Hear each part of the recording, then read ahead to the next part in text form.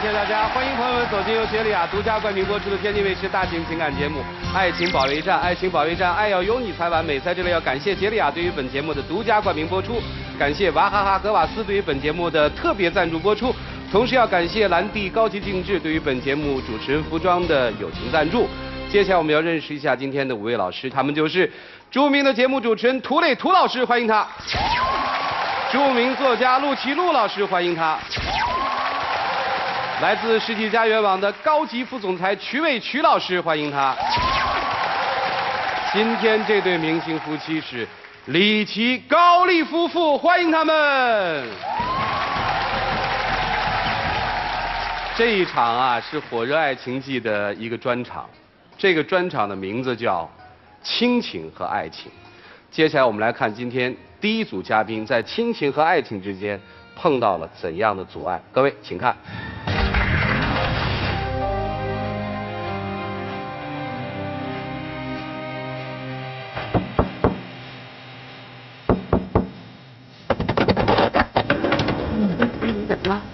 不耍脾气，我也说不听了，你给我劝劝吧。行，为什么不想参加节目了？我怕上了节目他直接跟我分手，所以我不想。解了，来，各位掌声有请。小游30岁，来自哈尔滨，是一名职员啊，对面的是他的母亲。欢迎两位哈，这也是一种很奇怪的出场方式。为什么对面不是你的男朋友小赵，而是你的母亲呢？因为我妈打了我男朋友2个巴掌，所以我男朋友要跟我分手。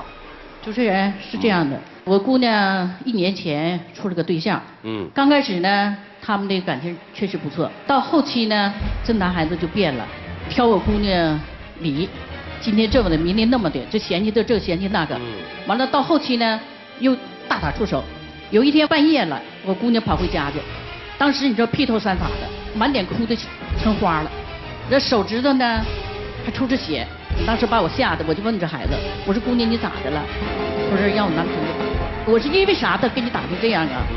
他说妈你不知道啊，这一段时间呢，一直这样打我、骂我，瞧不起咱家，总认为咱家是个小县城的。哎呀，当时给我气的。但是我妈她也太过分了，那你也不应该打我一提着她，我现在气的都直嘚瑟。我问一下，是你母亲说那种男朋友经常打你吗？也是我俩撕了这样，那样打我的话我也不能干呢。那我妈她也就是不讲理，再有错你不应该打。我再不讲理，我不是为你好吗？给孩子打这样，我就当时我就想，我说我明天早上我一定要上他家去骂他一顿。结果呢，这小子第2天早上自己来了，咣咣咣敲门，我在门眼里边一看是他，当时我火冒三丈，我不管那个，我把门一开我就冲上去了，我照到那个脸我就咣咣给他2个耳光子。确实，人家本身就来道歉的，我这个手到现在戳的，到现在你看贴着药还没好。这小子当时赌气回家了，回家以后我姑娘一看不好，他也跑出去了，跑出去以后俩人可能都回家，他俩可能又干去了。干以后呢，第2天我姑娘又回来了，这家就开始作上了。妈，你说这个事儿，我们俩他现在给我提出分手了，这事儿不都是你搅和的吗？现在把责任全推我身上来了。他再有错，你不应该打他。他打你行啊？他把你打成那样，手盖都掰折了。你要不打他，他能要跟我分手吗？我不打他，我打他有原因的，我打他不为你好吗？在这个矛盾当中，我没听到您的爱人在干嘛，方便问吗？我很早就跟他爸离异了，这个孩子呢，从小就跟他爸在一起生活啊，所以说呢，孩子从小我一直到这么大，我确实亏欠的太多了啊。孩子今年都30岁了，所以说在这个对象当中吧，我必须给他把关。我们现在孩子现在受这么大委屈，我总认为这孩子现在学成这样，我不能让我姑娘嫁成他嫁个这样的人。姑娘有没有规矩？那您休息一下就好吗？谢谢啊。你是特别爱你这个男朋友是吧？对啊。你母亲刚才说到的，他白天喝酒，晚上打麻将，是事实吗？对。还在外面有其他的女朋友，也是事实吗？这个我不敢肯定说他外面100%有，现在我也只是怀疑。一个男人对你的家庭提出质疑，对你呢，现在有点不冷不热。然后他自己呢又不是特别积极的工作，那这个男人你为什么还要跟他在一起呢？因为我们毕竟走了1年多了，时间也比较长。再说我们之间毕竟是有感情的，我觉得每个人身上都要有问题，人没有十全十美的。所以你的意思是说，我可以原谅他。你可以原谅和包容他的这一切，因此你觉得你们俩的情感走到这一步是你母亲之过，是这意思吗？对。好了，那接下来我们就把她的男朋友小赵请上来，来，有请小赵。小赵33岁，来自哈尔滨，他的职业是摄影师，来，有请。白天喝酒，晚上打牌，还找其他的女孩，这是事实吗？不是，我不是说白天去喝酒，晚上出去打麻将啊。那个，因为我还是要上班的，可能说阿姨她有所偏差，因为都是听她说的。那我说的也都是事实啊。你看见我白天去喝酒了吗？没喝，你那嘴里那酒味哪来的呀？我要工作，对不对？我不可能天天出去喝酒吧？你酗酒吗？不酗酒。啊。不搂酒瓶睡觉你都难受，还不酗酒呢？你是瞧不起他们家吗？没有。那他为什么会说你瞧不起他们家呢？最开始的时候吧，我们还是比较不错的。那天我可能说的是气话，我那天喝多了，就是跟朋友喝的特别晚，他就进屋就跟我吵，而且吵上来就来挠我。刚才说了，他那个手指盖说是我掰掉的，那不可能，因为我的宗旨是不能，男人不能当女人。手指盖都没了，主任你看。这个没了，我们不能就证明是他掰的。对呀，他掰的。这么不讲理。我不讲理是你不讲理啊！你听我说话行不行？就你，而且还不尊重长辈，还骂我妈泼妇，还说我也是泼妇。你听我说完了行不行？能不能听我说？来，接着说。就是因为那个跟我打，他上来过来挠我啊，我就这么一扒拉，他自己就刮墙上了。但是他当时都不知道，还上来跟我捂着，跟我撕吧。我没啥事挠墙去，手指盖上挠折了。你是来和好，想维持这段感情，还是到这儿来就干脆分手算了？想维持啊！想维持，闭嘴！傻孩子，你现在得哄他，得小鸟依人，知道不？跟你妈吵完了，上来跟你男朋友吵，你真傻。主持人继续，你接着说吧。啊，后来打完之后，他呢就摔门而去，就回家了。我就没当回事，我直接躺那儿就睡觉了。第二天我就回想了一下昨天发生的事情，我感觉我还是应该把他接回来，因为赔礼道歉嘛。我就骑摩托，我就奔他家去了。上楼之后，我刚敲开门，我还没有说话，啪啪就2个嘴巴子。当时给我打一下就打清醒。我要的不是这样的生活，对吧？谁也不想要一个成天吵架的家庭。是你们俩一吵，他就跟他母亲说吗？不是说这件事，好多事情他的母亲都知道啊。比如说叫朋友到我家去喝点酒啊，整点菜，我们看看球赛，屋里边弄得比较狼狈，打电话跟他母亲说。完了，他的母亲呢就给我打电话，就一天不好好陪陪你女朋友啊，你又整朋友上家去作去，很多小事很多呀。比如说我回家特别随意，就鞋东一只西一只了，也跟他那是东一只西一只吗？哎，有一只鞋你都供到立柜上了，真的。那我到家还不随意一点吗？谁见过一只鞋在地上，一只鞋在柜上的呀？那你就什么都跟你母亲说呀？是咱们2个生活还是？那我跟谁说呀？我跟你母亲说。小赵，认识的时候就这么火爆吗？脾气？没有，认识的时候特别好。开始的时候吧，他不知道我这个工作啊，因为给那个客人拍照嘛，不可能每天早8晚5下班，有时候9点钟啊，有时候可能是10点钟才能完事儿。是。但特别不理解我晚回家。你这个资料上面写的是个摄影师。对。婚纱照还是什么照？婚纱照。哦。有时候可能说单位同事一起下班了，很晚了，在哈尔滨嘛，就出去吃个烧烤了，喝点酒了，可能会回家会更晚一点。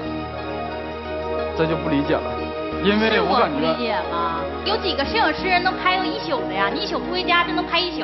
我哪天天拍1宿了？嗨，咱俩。最主要的手机里还有别的女人相片，你知道吗？咱俩聊会儿。一天嘚瑟的，我跟你说，不知道咋说你好了。咱俩聊会儿什么？今年30了。对。交这个男朋友之前谈过恋爱吗？谈过。因为什么分手啊？主要就是性格不合嘛。这个性格合吗？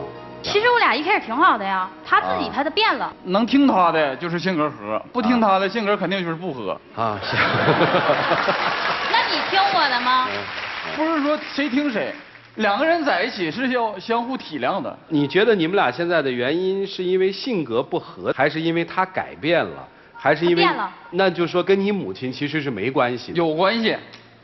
主持人，我跟你说啊，阿姨上我单位闹过，说我那个客人是狐狸精，勾引我。那你不是还因为你手机里有相片的事儿引起的吗？我那相片还不就是因为顾客要看一下他怎么样，到底化的妆怎么样，我拍完之后要传给他。他不只是相片，还有暧昧短信呢。什么暧昧短信呢？你说说来。那就是我们单位同事你穿了吗？交流的。今天穿的多不多？外面很热的啊，这个什么呀？我们单位同事关心一下，怎么了？关心有这么关心的呀？你吃了吗？你饿吗？行了。行了，我咋不行了？那么多短信啊！然后来手机设密码了，让我看了，你让我看了。也没有自己的隐私啊。这个还要隐私？咱们两个之间这关系，你暧昧短信你是不让我看？什么暧昧短信呢？你总说那是暧昧短信。那想你了，这咋回事啊？还亲，咱俩这么长时间你没叫我亲呢？现在见面不都叫亲吗？那些短信都是你发的？是跟我们同事之间，因为可能说天气不好了。你觉得是不是有点过了？没有，因为我们单位同事天天都在一起，拍照了，或者是化妆师了。助理了，我们之间可能总在一起，关系处的比较好吧，就没有感觉到说这个短信会过。接着再问啊，你还想跟他往下走吗？不想。你想跟谁往下？跟他一起就往下走啊？你确定他分手是因为他外面有人了，对吧？你看他晚上他基本上都不回家。行，接着我再问啊，你们俩结婚了吗？没有。他现在接触到了更好的，他能离开你？他不能。你还想跟他继续往前走吗？对。那你愿意听大家的建议，怎么跟他一起往前走？我们找到问题一起往前走，你愿意听吗？好。兄弟，你在外面有其他的喜欢的女孩吗？没有。你看那眼神就是有。不是说我非要跟他分手，因为把我逼到现在的，是你跟你母亲把我逼到现在的，知不知道？他说他的母亲去我单位闹，去我家里闹，一带而过。那是去单位闹，去家里闹那么简单吗？那你不也报110把我妈是不是也问这事儿了？那110是不是来了？把你调解了？谁报的110啊？那是我们邻居报的110，那是受不了了，知不知道？我那天正在单位上班呢，警察给我打电话，我一接说有人在你家门口闹，在你家的小区里闹。我赶快打车我就回家了，我还没到家呢，我就看我家楼下呀。围一大圈人呢，我们那邻居啊，全都在那儿呢。完了，他的母亲就坐地下，就搁那说啊，谁是对我女儿不好，在外边有外心，在外边找别的女人。行了，别说了。我问一句话吧，你心里现在还有他吗？没有了。没有了，那有谁呀？有谁也没你。承认了吧？有谁都没有我。就我对你那么好，给你洗衣服，给你做饭，啊，甚至上厕所都给你递手纸，照顾的还不够周到吗？你那心是铁做的呀。问你呢，有还是没有？没有了。来吧，一起进入丘比特问卷。虽然我也对这个母亲做的好多事儿，我觉得不对，但是我希望两个孩子你们听清楚了。我觉得他做的一切都是被动的，他没有办法。你回家告状，哪个妈不护孩子呀？那我也有孩子，我孩子如果受这个气，我也得扑上去啊。但是如果我孩子不给我告这个状，可能我就会默默的注视他们，我默默的祝福着他们。所以我觉得这个女孩子，你对你妈妈那样，我实在看不下去，真的。这个男孩子，我再告诉你，虽然你说那个阿姨做好多事你也生气，但是我希望你深深的理解她，她是被动的，她是被她女儿逼着去做的。还有一个就是我特别不理解这个女孩子。你既然这么爱这个男孩子，你为什么不会维护他？你还把他说的已经是一无是处，你还要非要嫁给人家干什么呀？他都那样了，你还要嫁给他，你不是找罪受吗？你既然爱他，你就要包容他，要想办法保卫你们两个人这点爱情。我现在感觉你是把他使劲往外推，他不出去都不行。我只是希望他以后会越来对我越好。你这样他越来对你越不好。但是我想让他认清自己身上的毛病。他有毛病是他有毛病，你帮助他的方式有很多，但是你这种方式只会让他越来越烦你。我都开始烦了。你看你刚才跟你妈吵的，跟你妈气的，母爱是女人的天性啊。人说一个女人对生她的和她生的不好，那就不要奢望对别人好。你看你刚才上来跟你妈吵的。我看着生气，我真的，我如果说那是我孩子这么跟我吵，我绝对两个大嘴巴子一走，我让他滚。跟那女孩说，咱们就谈一个词儿叫尊重。就你刚才对你母亲那么说话，叫尊重吗？你在你男朋友面前不尊重自己的父母，你怎么能让男朋友也尊重你的父母呢？他本身他会跟你尊重我学的父母。这样，你尊重你男朋友吗？你把他贬得一文不值，同时你是在骂自己。一文不值的东西你如获至宝，那你值几文呢？你连最起码尊重都不给他，你还谈什么跟他恋爱呢？你越不尊重他，外面有人尊重他，他会越觉得外面的世界很精彩。凭什么在这儿受你的气呢？惹不起还躲不起呢？主要他也不听我在家跟他说，我就希望那个家平时。其实我倒比较能理解你，其实你是一个，他是一个非常直爽的人，没有什么心眼儿，有什么说什么。但是恰恰如此，是你不能经营好自己的爱情。谈恋爱是两个人的事情，不是做比赛，不是说一定要分一个胜负，分一个上下，还再来一个帮手。阵势上你是压过了他2-1，但实际上感情上你输得一塌糊涂。很多事情不需要去跟父母说的，你应该了解自己母亲的性格，你也应该知道，你跟他那么去说你男朋友的坏话，你的母亲会怎么做？因为我说的说不听。别人说他就听了，他凭什么要听你母亲对他的说的教导呢？何况不是教导。我母亲说完了，他就特别收敛。收敛那是什么？那是怕，那真是短时间的怕，那叫饮鸩止渴，一而再再而三，如果持续下去的话，他现在就要躲了。你知道你妈当年是怎么离婚的吗？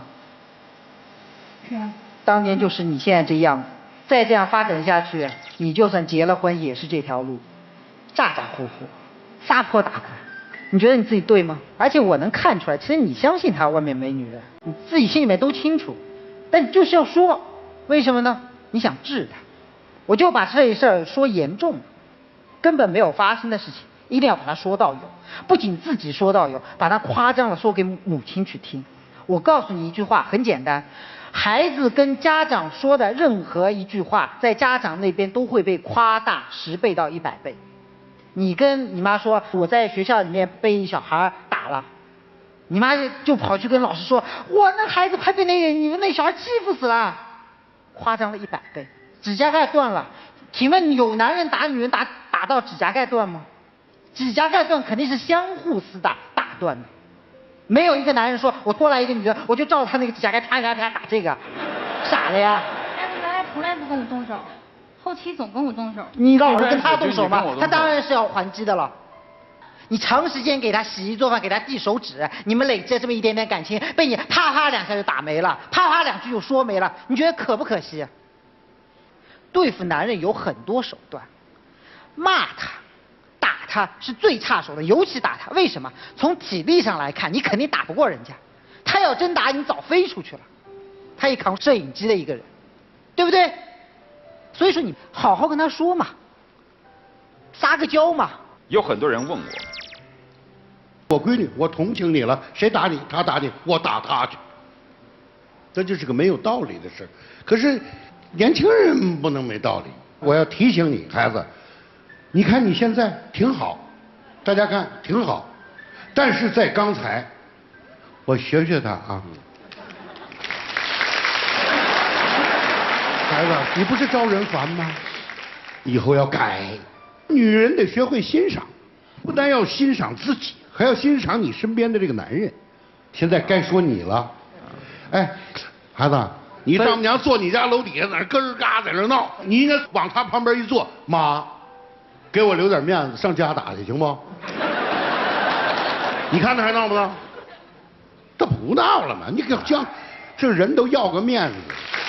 今天这一段整个的过程当中涉猎的还挺多，我觉得你们要听进去的是一堂特别好的这个家庭和人生课。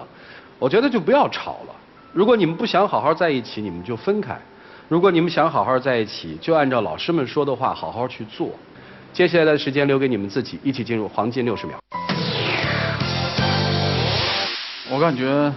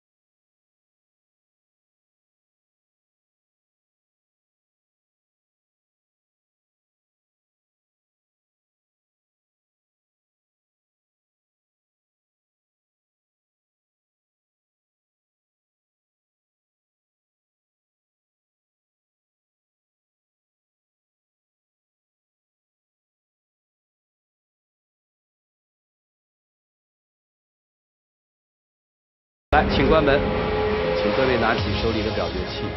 你会让你的父母干预你的情感生活，让就是赞成，不让就是反对。来，各位请选择。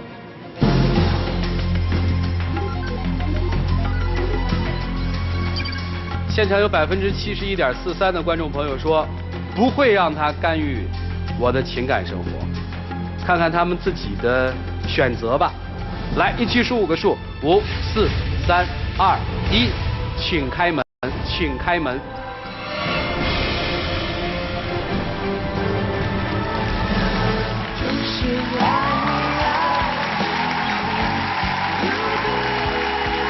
你还能接着忍受是吧？我问一下啊，就接下来是一个这个求婚的仪式，你需要跟你妈先勾兑一下这事儿吗？不用了。这么大的事儿不说呀？我怕我妈上来又起反对票。那反对票也得面对啊，该征求意见的时候不征求了，不该征求意见的时候瞎征求意见。那就让她上来吧。来，有请小游的母亲。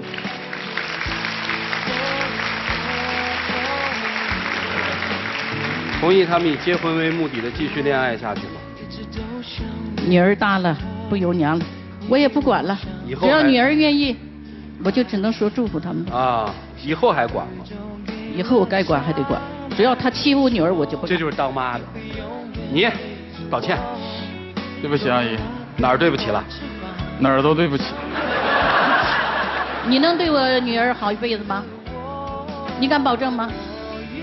只要他不再犯以前的错误，我可以原谅他。你还敢打不打他了？我一直也没打他呀。你没打他，我打你2巴掌，你心知道不舒服。你打我女儿说我心里舒服吗？你能体会到吗？对不起，阿姨。消气了吗？消气了。哎，不就这么回事吗？回吧，谢谢你啊。来，接下来有请我们的小花童，来有请。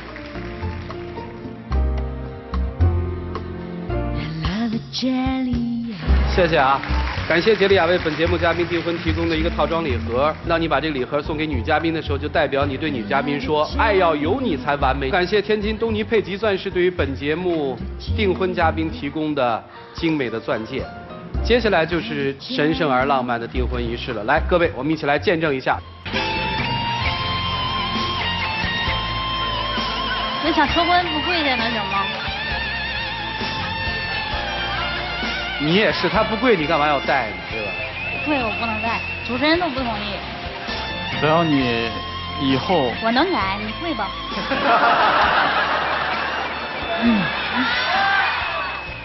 说你不爷们儿，你还真不爷们儿。男人也有小气的时候。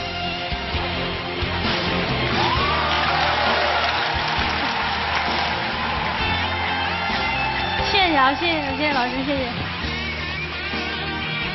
接下来这个有点麻烦，大家看一看吧。来，我和他从小一块长大，小时候感情挺好，他对我也特别好。他考上了大学，我没考上。然后自从上了大学，他就不爱搭理我了。我去了城市，我们就越走越远，距离越来越远，就不是一个世界的人了。我真的想让她嫁给我，跟我回家。我就是想让她明白，我们真的不可能了。我不能和你回老家，请不要再纠缠我。看起来是一对青梅竹马，事实上是怎样呢？来，掌声请出他们，掌声有请。男主人公小涛，21岁，来自河南无业，学历高中；女主人公小杰，20岁，同样来自河南，是一位本科在读的学生。来，有请两位。你们俩是什么关系？青梅竹马，从8岁到18岁，10年了。那都是过去了，现在的确没有关系。你先听他说完好不好？怎么就青梅竹马了？你们俩？他是我们隔壁吃的，然后有一次下雨吧，我到他们庄去玩，他家里不是开个鱼塘吗？鱼塘和地头是需要用管子连着的，然后吧，他爸就在那种板子堵嘛，然后我过去看看，他爸问我你是哪庄的，我对他说我爸叫啥，他说我和你爸认识，然后吧，他从家里边跑出来，我看到他挺好的，当时3分倔强7分弱啊，我觉得这小姑娘是怎么生出来的吧？就是这样。你那会儿多大？我那会儿也就8、9岁，然后真的有记忆了。接着说，接着说。中午他爸就留我在他家吃饭，他家做的那小葱手擀面，他妈让他给我浇香油嘛，然后他给自己浇了2大粒，然后给我吧就很小气，说明那姑娘从小人就没看上，但是那都挺可爱的。好，我觉得你也然后挺可爱。那面吃的特别香。后来呢？后来上小学3年级的时候，还是有一次下雨，他爸来接他。我爸来接我，然后我爸跟他爸聊天，然后我心里就明白了，就是这个女孩。后来打扫班级，我就帮她端水，帮她扫地，帮她擦黑板。那都是过去了，你至于那么高兴吗？我畅谈往事的时候，我当然高兴啊，我哭啊。然后初中的时候吧，我就分到一个班了，我一直对她很好。学生时代嘛，打架这种事也不少，每次我都替她出头。这都是你自己愿意的。我没说让你我没说我不愿意啊，我本来就乐意嘛。好了好了，这个初中3年就在这种懵懵懂懂的追求当中，又一晃而过了。后来呢，高中的时候我经常给他买资料，出来新一本，只要是我书店里有的，我都递给他啊。我就是希望他学习好。然后我们高中上到3年级的寒假的时候，我们2个不是也走到一起吗？然后就订婚。你们俩走到一起了？啊。因为那时候小，什么都不懂，然后农村订婚结婚都挺早的，然后认识时间挺长的，然后2家人也认识，然后定就定了吧。订婚了不就成他媳妇儿了吗？对，后来又退了。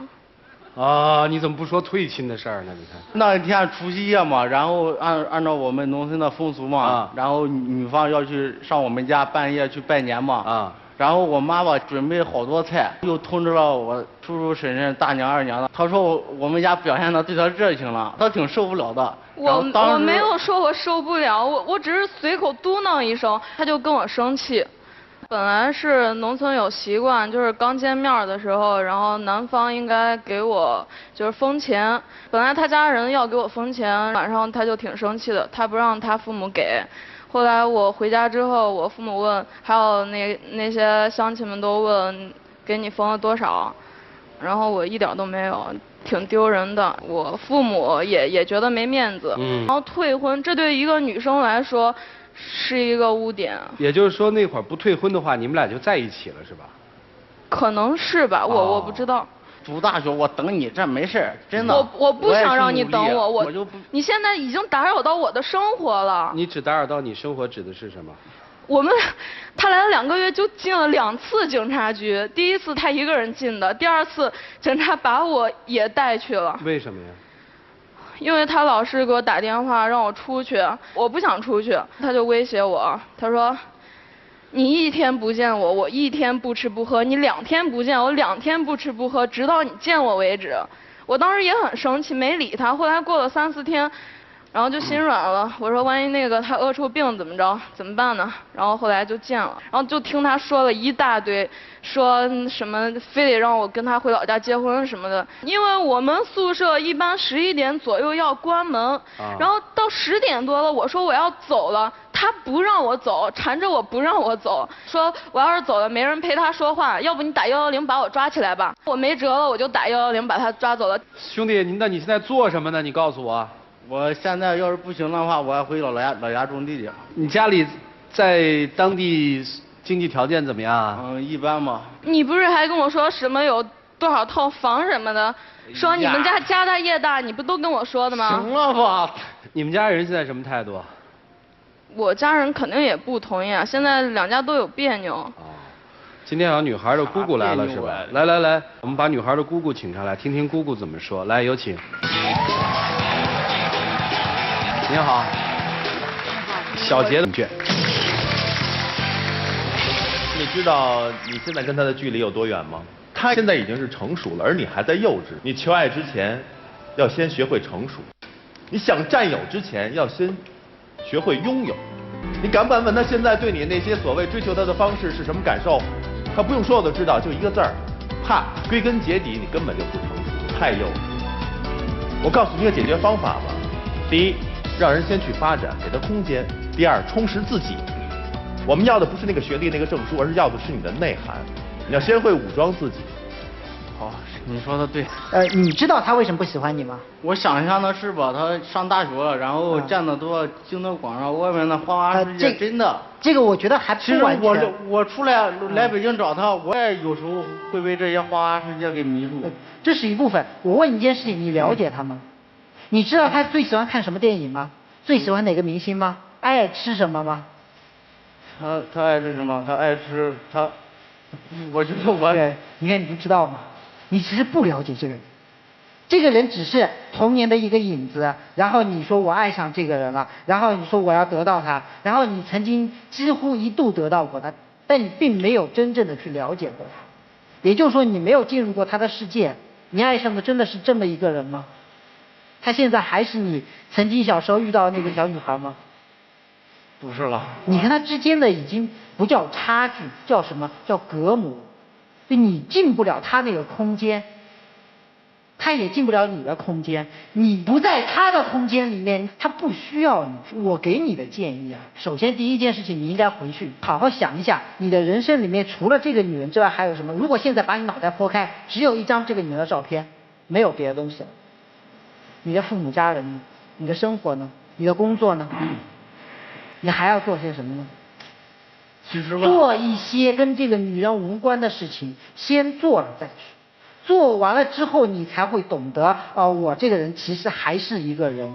不然的话，你这个人就是他的依附品嘛。姑娘，我对你2个建议。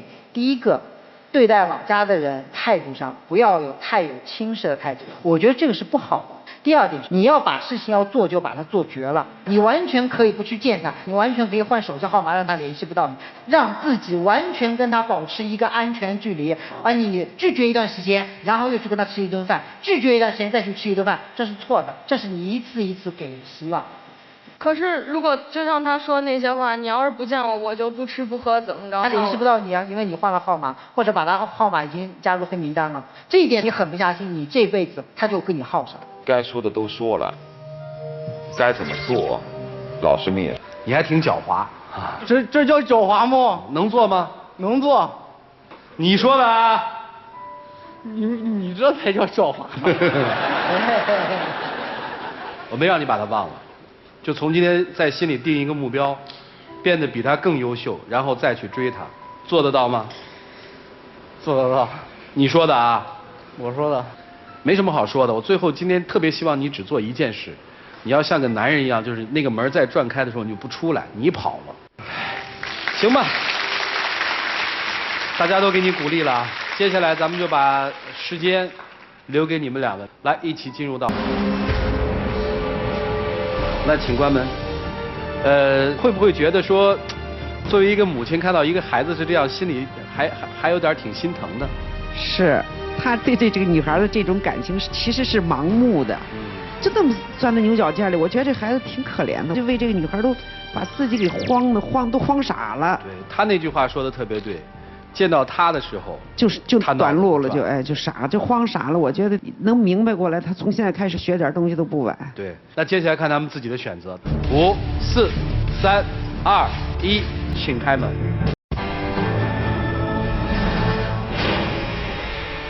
哎呀，我相信电视机前的观众朋友看到这样一幕的时候，也会跟我们一样，提起来的气放了下去，放手也是一种爱嘛。接下来当然还是我们老师们要给电视机前的观众朋友再一次的提点的时候，一起进入到杰利亚爱情保鲜剂。徐总。在爱情面前，我们要以感情为重，而不是以感情为生。这个世界上最远的距离不是异地恋，而是一个人已经做出了改变，而另外一个人还停留在原地。所以2个相爱的人，他们不只是要生活在一起，更要在同一条路上同时往前走，要一起走，走得一样快，并且一起走到终点。有的时候放弃是深爱，无情是深情。感谢杰利亚对于本节目的独家冠名播出，感谢娃哈哈格瓦斯对于本节目的特别赞助，感谢兰迪高级定制对于本栏目主持人服装的友情提供。最后还是要感谢电视机前的观众朋友陪伴并且收看了这一期的爱情保卫战。下周4的同一时间我们再见，谢谢大家。